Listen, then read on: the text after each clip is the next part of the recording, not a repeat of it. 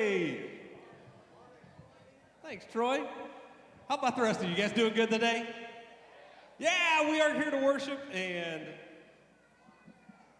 that's a pretty exciting thing.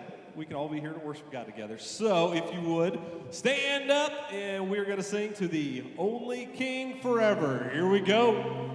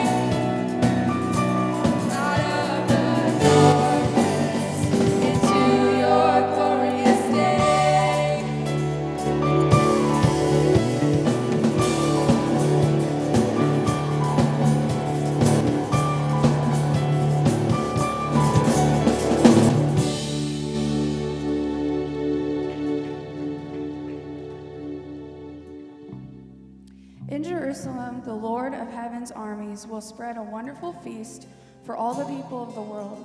It will be a delicious banquet with clear, well-aged wine and choice meat. There he will remove the cloud of gloom, the shadow of death that hangs over the earth. The Lord Almighty will swallow up death forever. The sovereign Lord will wipe away the tears from all faces. He will remove his people's disgrace from all the earth. The Lord has spoken.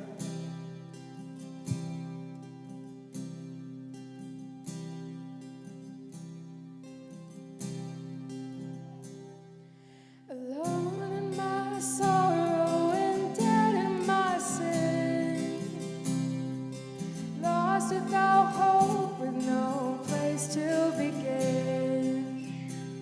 Your love made a way to let mercy come in. When death was arrested, my life began. Ash was redeemed, only beauty remains. And my orphan heart was given a name. My mourning grew quiet, my feet rose to dance. When death was arrested, and my life began. Oh, your grace so free washes over me. You have made me new, now life begins with you. It's your endless love pouring down on us. You have made us new, now life begins.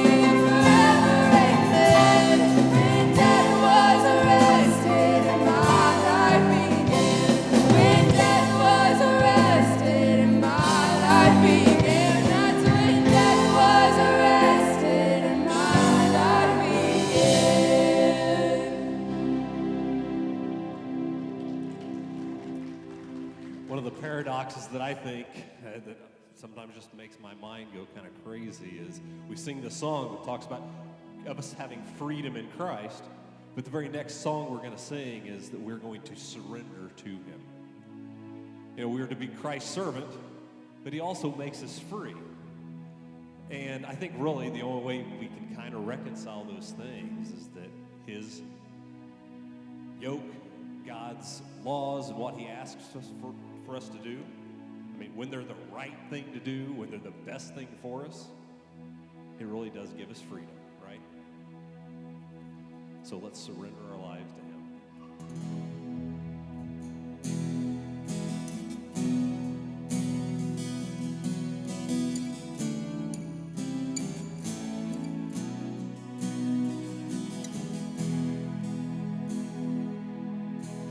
All to Jesus I surrender all.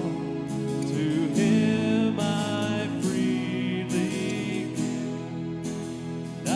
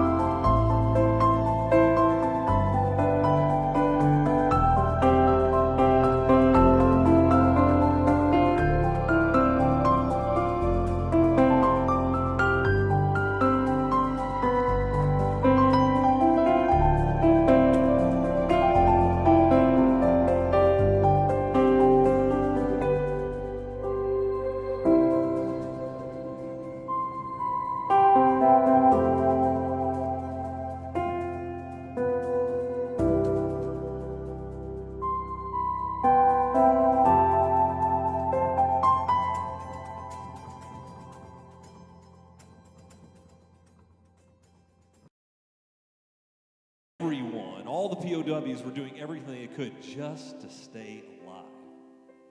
Until one incident.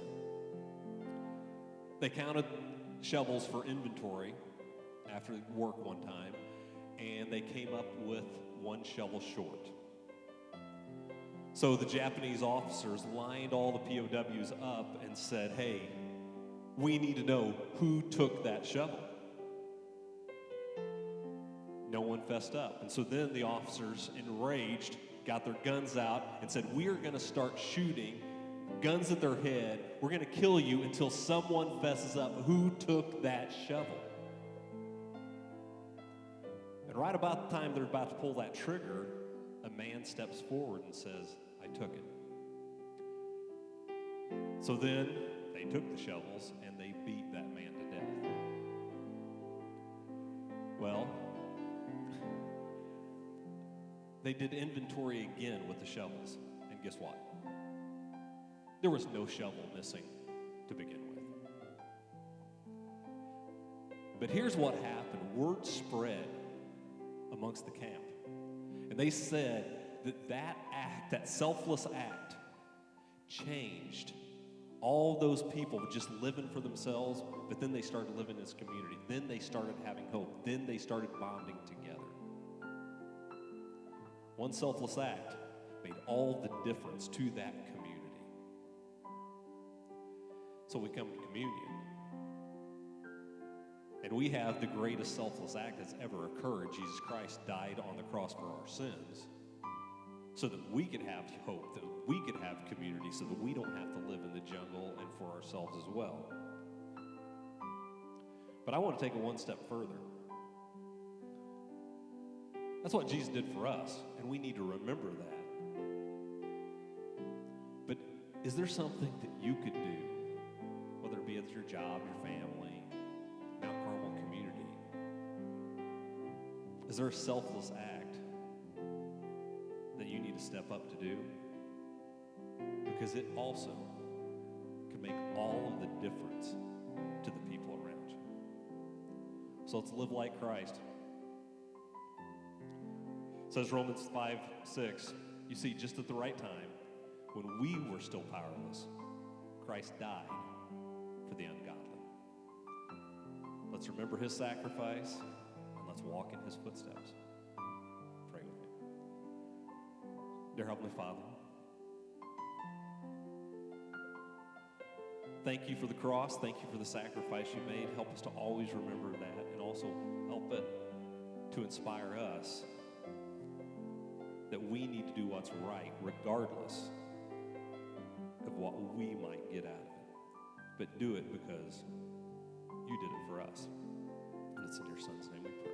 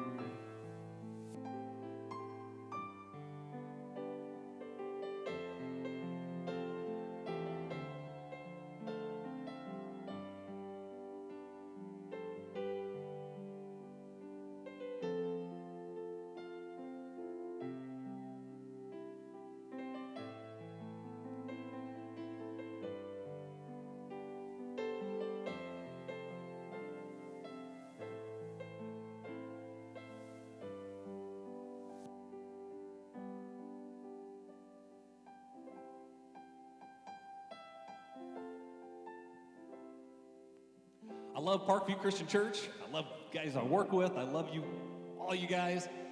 And I love our leadership here.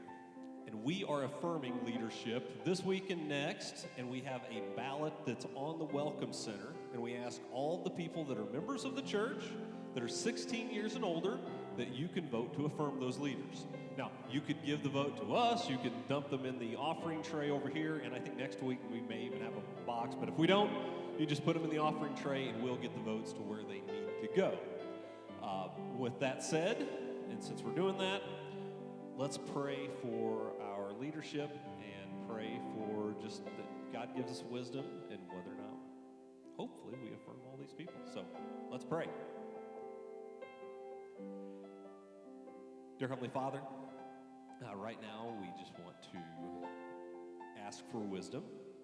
Ask for wisdom for the leaders. Ask for wisdom for ourselves, and just give us clear eyes. And when we decide whether or not this is something we should affirm these men, so help us pray over this and help us take it very serious, Lord. It's in your Son's name we pray. Amen. I'd like to echo what Brian just said about leaders. We're thankful we have new folks stepping up, wanting to take on projects. We need that, and so I'm glad about that. The vote is not it's not that we could use every one of those people on the list. Okay, it's not. I'm going to pick out the three best looking fellas, or the three ugliest ones, or what. But no, it's. Do you think they can serve? And is there a reason why they should not serve?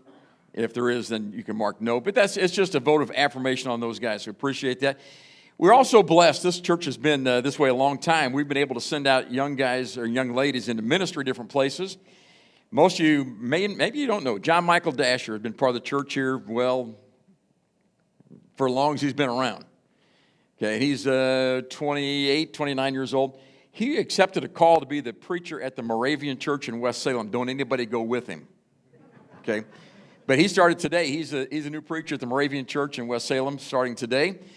On Wednesday night, we're having an ordination service for John Michael and his friend Clayton Richardson, both of whom are out doing full-time ministry. And so we'll give them a little charge, a little push, and we'll pray for those guys. And pizza is on us. So come out about 5:30 for pizza, 6:30 for the service.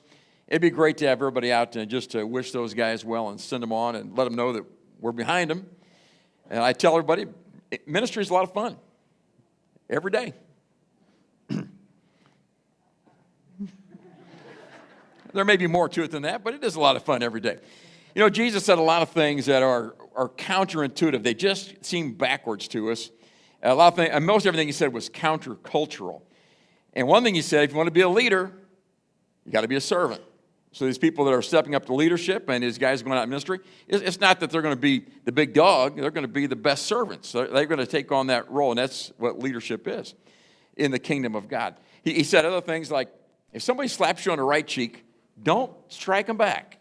Well, that's a little counterintuitive because that's my normal reaction when I get, somebody strikes me or does something, I want to get back. He said, no, turn the other cheek. And when they curse you, you bless them in return. That's counterintuitive. It goes against what I normally think. He said, the last shall be first, the first will be last. I don't really get all that. That's pretty hard to imagine. He said, if you want to really live, you want to have the best life, you got to die to yourself. But probably the most counterintuitive thing Jesus ever said is in Acts 20, verse 35, quoted by the Apostle Paul. He says this, it is more blessed to give than it is to receive. And that is so different than what we usually think, and it's different than what our culture teaches. We're all about receiving. He said, no, it's really better to give than receive. And that's true. If we're taking an offering today for somebody that got burned out of their house, would you rather be the one giving the offering or the one having to receive the offering? Well, yeah, because otherwise my house would be burnt down. Okay? It's always more blessed to give than it is to receive. Now, the question is, does Jesus really know what he's talking about? And I have this advantage. I know this is a generous group of people. When COVID hit, I don't worry because the Bible says not to worry, but I thought about worrying when COVID hit. Okay, here's the deal. We weren't going to have able to meet together in church, and our expenses, salary expenses especially, kept going. We have young families on staff, and somebody's got to pay, those kids, they got kids to feed. And I thought, well, I don't know what we're going to do. But you were generous, and I shouldn't have, I tried not to worry. I did not. I prayed a lot. I worried a little.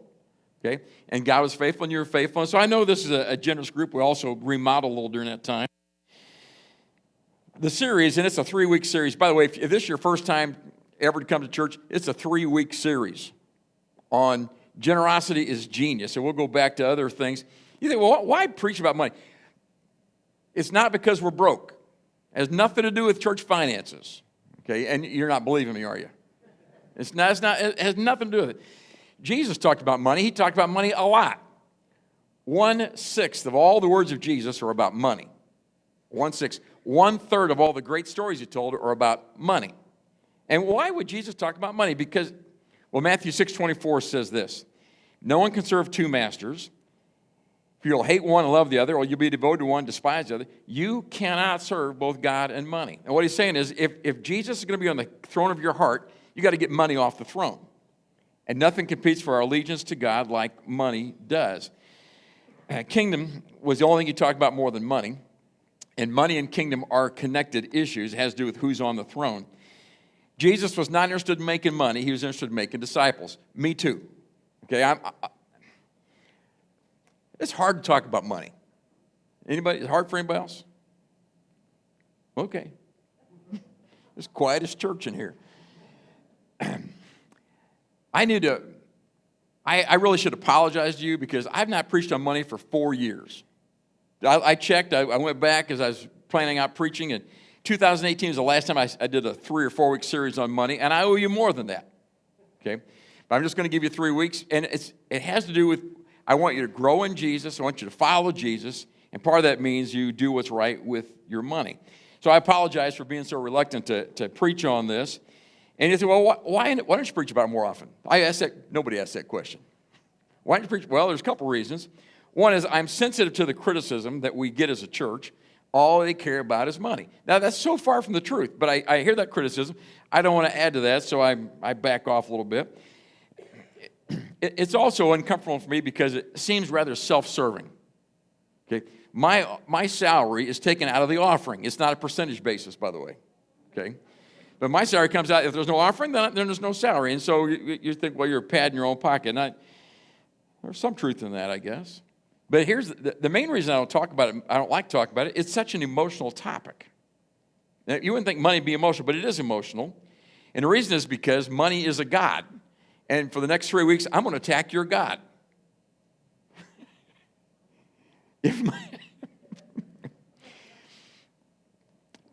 I've got all day long. I got 3 o'clock. I got an appointment. Other than that, I'm good. I'm going to attack your God. And when I attack your God, I know that I'm going to get pushback. Every time I preach on money, I get a little pushback. And I try to go, well, that's just part of it. I'm praying you receive the word of God as it's given. Matthew 6:19. Here's more Jesus says about money. Don't store up treasures here on earth where moths eat them, rust destroys them, thieves break in and steal, and the market goes down, down, down. That's happening. Store your treasures in heaven where moths and rust cannot destroy, thieves don't break in and steal. Here's a little countercultural, counterintuitive idea. Wherever your treasure is, there the desires of your heart will be also. And what he says is, your heart will follow your money. Now, you'd think, no, my money follows my heart. But he said, no, actually, wherever you put your money, your heart will follow. So imagine a young man has been dating a young lady, and it's getting pretty serious, and finally he gets down on one knee and he says to her, I just can't imagine spending my life without you. I've got to have you with me the rest of my life, and would you marry me? And from his pocket he pulls out a little plastic Cracker Jack ring and begins to put it on her finger and says, will you marry me? And she says, hold on a second. By the way, how we got in the habit of the pattern of giving diamonds for engagement, I have no idea. I don't know what that's about. So he just puts that plastic, and she says, hold on. And he says, oh, baby, it's not about the amount, it's about the heart. And she says, come back with a ring. Okay? She knows he just spent $1,000 on rims for the truck. You know, she knows where the money's going. And just trust me, if you want to know what's in somebody's heart, follow the money. Okay? So follow the money, and those are Jesus' words. So how does generosity bless God? We're going to talk about blessing other people, blessing ourselves. But first of all, today, God is blessed by our financial generosity. Here's how. It blesses God by recognizing his ownership. You know that God owns it all. In the beginning, God created the heavens and the earth. God made it all. It's still his. It'll be his when we're done. When you're gone, it's still going to be here. Everything that's here is still going to be here, and it all belongs to God. In fact, Moses said this, Deuteronomy 10. Look, the highest heavens and earth, everything in it, they all belong to the Lord your God. King David, Psalm 24. The earth is the Lord's, and everything in it, the world and all its people, they belong to him. And God himself, speaking to Job, says, Job 41, who has given me anything that I need to pay back? Everything under heaven is mine. That's what I call a top button truth. You know, anybody look down, are your buttons okay today? If you get the top one messed up, you're going to be messed up for a long time. Okay? This is a top button truth. You got to get this one right. And here's the news. God owns it all, and generosity recognizes God's ownership of everything. You don't own it. By the way, you don't even own your property at home, right? The government owns it. You think that's not true? Then don't pay your property tax. See who owns it. Won't be long before they'll say, well, that's our property. And everything that we have, everything you see belongs to God and not to us. I'm going to teach you this the best I can. Here's a little chant, okay? And I want you to repeat these words like you mean them. Let's start this way. I was born. Now, this is a group participation project. Okay, and I will wait for you. Try it again. I was born, completely naked. And I will die, empty-handed. In between, I must manage God's stuff.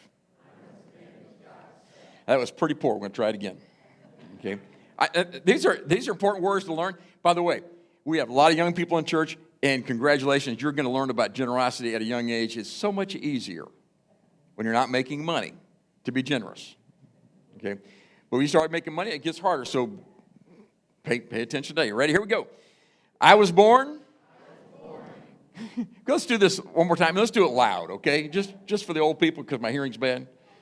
I told Julie that we were singing. Am I the only one? So together, loud.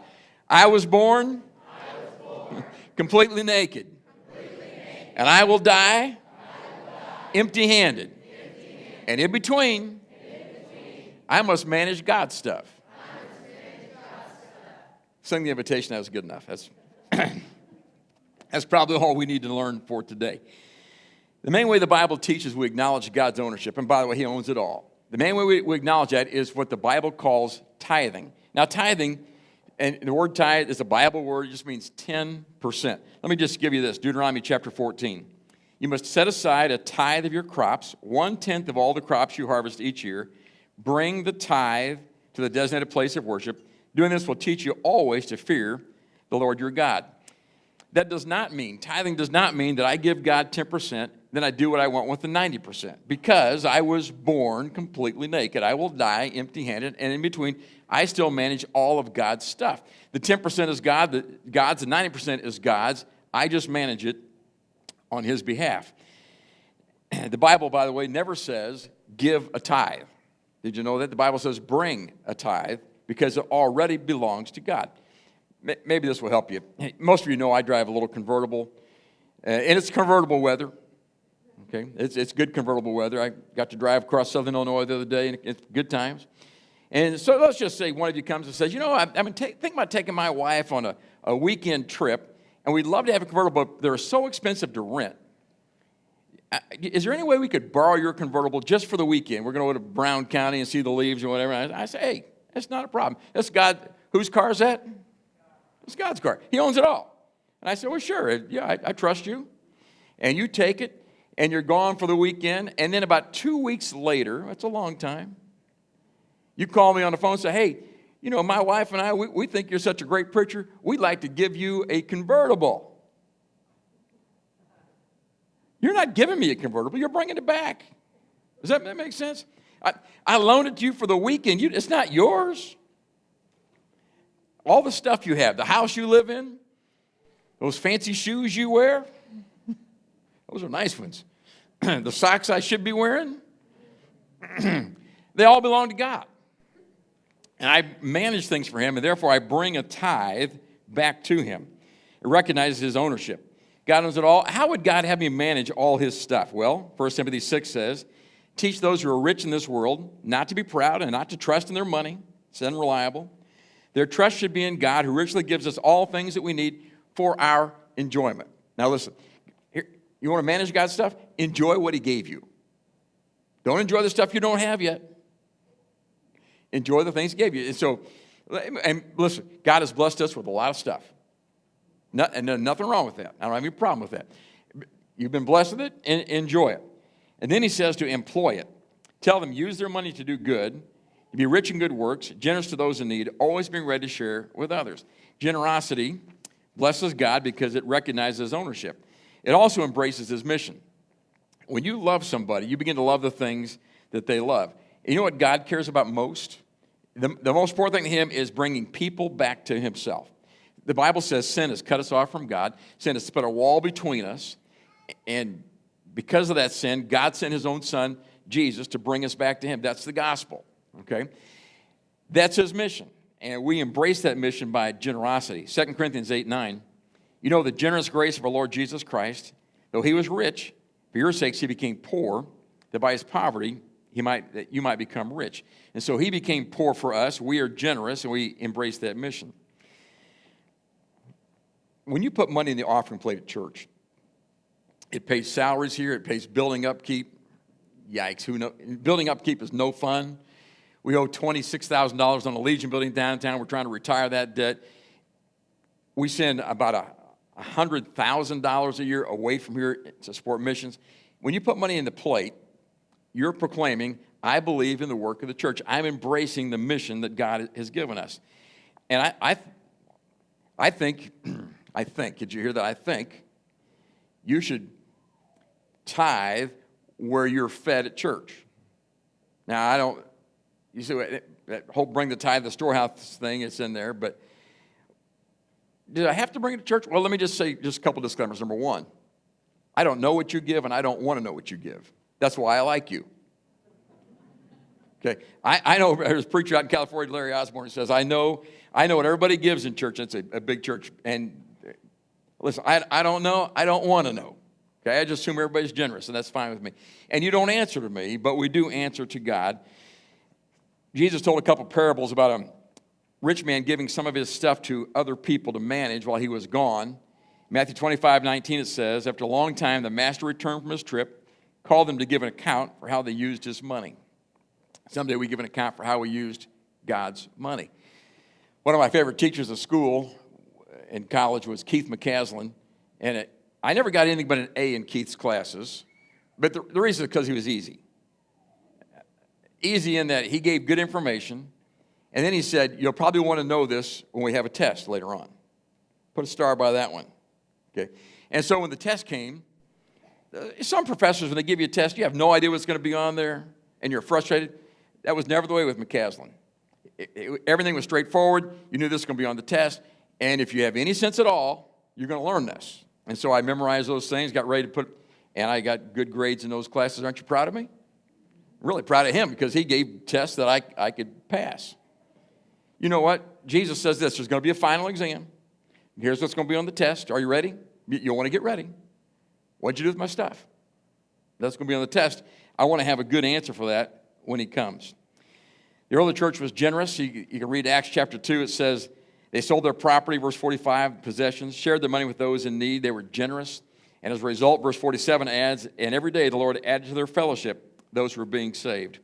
Generosity blesses God. It recognizes his ownership, embraces his mission, and it trusts his promises. Here's a problem. It's hard to give if you're not sure you're going to have enough. But God has made some promises about giving. And Satan always tries to get us to think, well, I'm not going to have enough. There's a scarcity mindset. Did you know the Bible talks about giving the first? Exodus 13, give the firstborn of the cattle, bring all the first. 30 times it talks about bring the first fruits of the harvest. God never said this. When you get all the crops in, and when the barn is full, okay, then if you have extra, then you bring that as an offering. No, God said you bring the first part and see if I won't bless the rest of the parts. Okay, and by giving, we're saying, I believe this with all my heart. I believe that 90% of my income plus God's blessing will go farther than 100% would. Anybody else ever try that? Now, the math doesn't work, but the blessing of God will overcome that 10%. And the Bible makes that promise, I just happen to believe that. Let me give you a couple promises from God. Proverbs chapter 3, verse 9. Honor the Lord with your wealth, with the best part of everything you produce. Then he'll fill your barns with grain, your vats will overflow with good wine. Malachi 3. Bring the whole tithe into the storehouse so that there will be food in my house. And test me now in this. God says, you can test me on this one. The Lord of hosts says, see if I will not open for you the windows of heaven and pour out for you a blessing until it overflows. Just see if tithing doesn't work. And so my old preacher back home, and listen, I know I've told this story, but it's been a while. Okay? For you, you're thinking I'm senile, that's later. I'm getting there, but not yet. My old preacher at home, Howard Tamir, when he preached on tithing, and I was blessed to learn this at a young age. Okay, so really beneficial. He would reach in his billfold and pull out a $100 bill. Now, I would do that, except I don't have a $100 bill with me. And a $100 bill isn't worth too much today. But in those days, I went to high school 50 years ago. Yeah, well, not quite, but 48 years ago, a long time ago. I'm just way back there. I was in high school. And he would pull out, it was 50 years ago. I told you I wasn't senile. I am not crazy. Back $100 was a big deal back then. You could buy a brand new Volkswagen Bug for $2,000. Okay, I remember seeing the billboard. He'd pull out a $100 bill, and I was like, hey, that's real money. And he would say this. He said, if you'll try tithing for 1 month, okay, if you'll faithfully tithe for 1 month, and at the end of the month you come to me and say, preacher, I tried it. It didn't work. We're not better off. He said, I'll give you this $100 bill. Now, I think he made the same promise every year. I think it was the same $100 bill. He kept pulling out of his pocket. And you know what I thought as a high school kid? Why is it people will trust the preacher more than they trust God? Would he really give you the $100 bill? I don't know. But God said, bring the whole tithe and see if I will not open up the blessings of heaven and pour them on you. 2 Corinthians 9, there's another promise. You must each decide in your heart how much to give. And don't give reluctantly or response to pressure. I live that. Don't let anybody pressure you into giving, even me. God loves a person who gives cheerfully. And God will generously provide all you need. You always have everything you need and plenty left over to share with others. Beware of the scarcity mindset that says, if I give to God first, it won't be enough.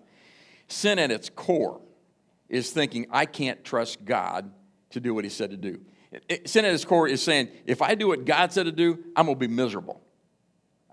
A lot of people look at what God said to do about work, or what God said to do about language, or what God said about sex, and they think, if I do what God said to do, I'm going to be miserable. I'm going to tell you that the truth is, God's blessing, God's commands are there to make you happy.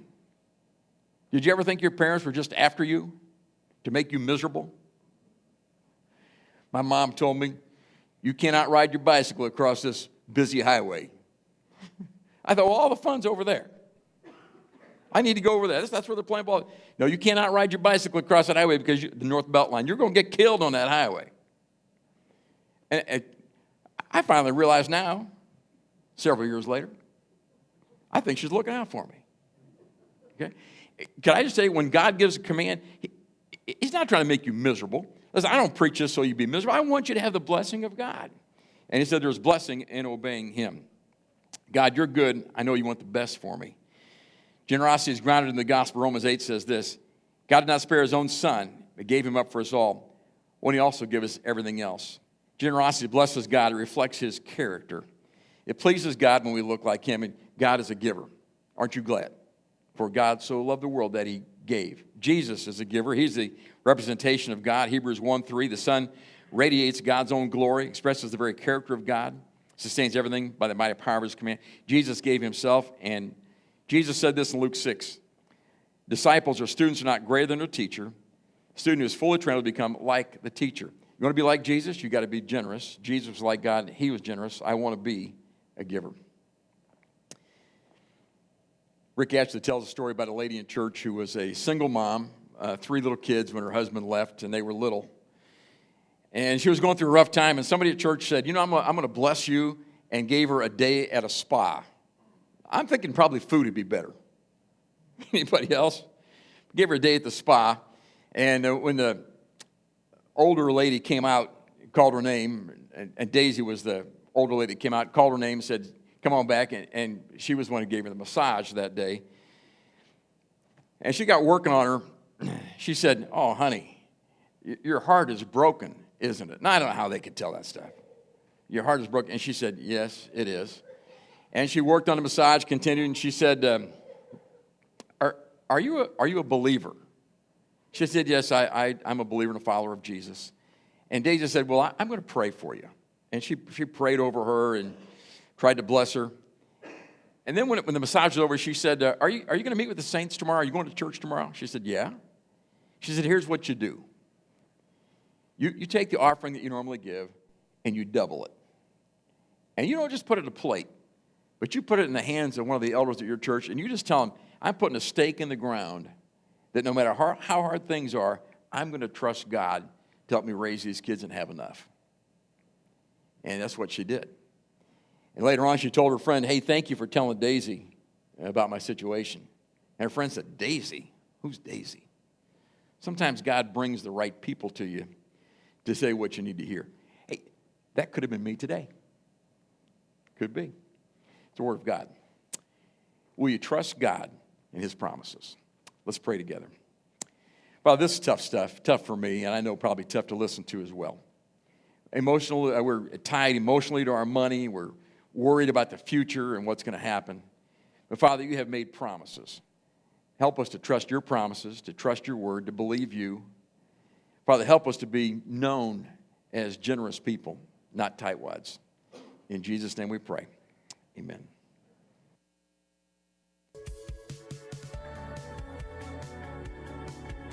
Hey everybody, thanks for coming to church today. We are so glad you're here. I have a few announcements for you guys. First off, our next Super Wow is going to be happening on October 5th, and if you come, you'll be able to see the ordination of Clayton Richardson and John Michael Dasher.